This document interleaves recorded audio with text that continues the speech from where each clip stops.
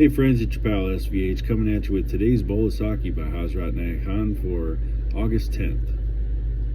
Narrowness is primitiveness. It is the breadth of heart that proves evolution.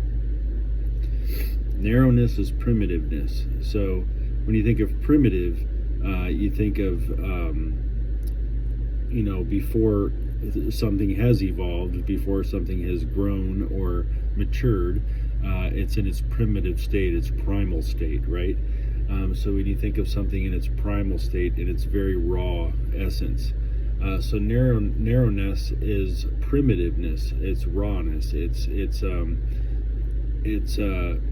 before things have grown in terms of wisdom and knowledge and understanding and experience and things like that.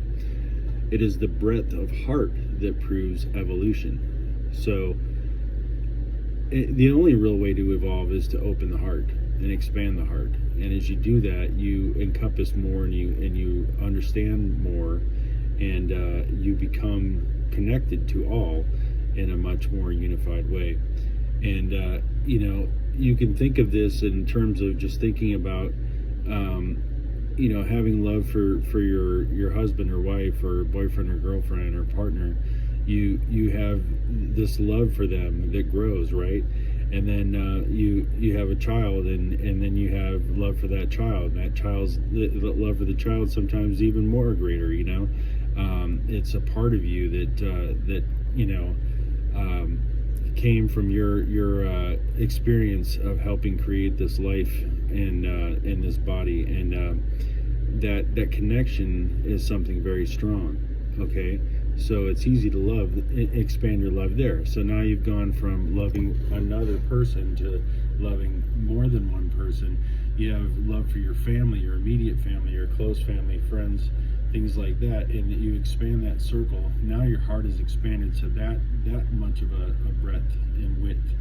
And then when you get to the point where then you're starting to love your neighbor, and you're loving your community, and you're loving your country, and you're loving the planet.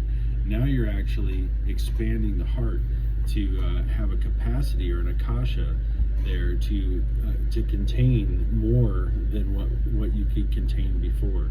And that is true evolution. It is that breadth of the heart that really proves evolution. And that's when the person evolves and the soul evolves, is through this process of expanding the heart. And Mersha goes on to say a couple things here. There's quite a bit of commentary here, but I'm going to pick a couple things here. One person will do something and consider that there is great wisdom in his sacrifice, while another who is not evolved enough to understand it will say, "How very foolish." Remember, therefore, that not only to the wise person the man of little sense seems foolish, but even to the foolish person the wise one seems foolish. The points of view of both are different. One looks from the top of the tower, and the other standing on the ground.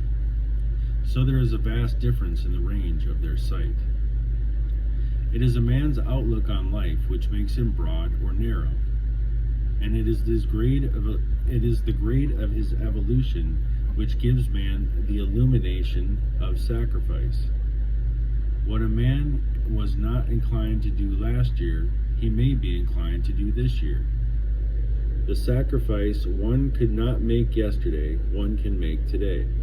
For the rate of speed of man's evolution cannot be limited to a particular standard.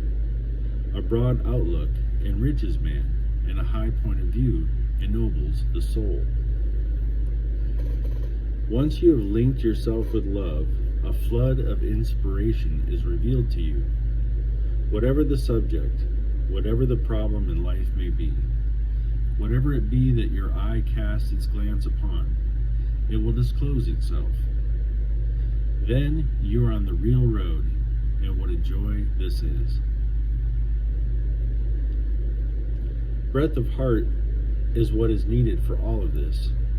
It is the breadth of heart that makes a man great, whereas it is narrowness of heart that makes him small.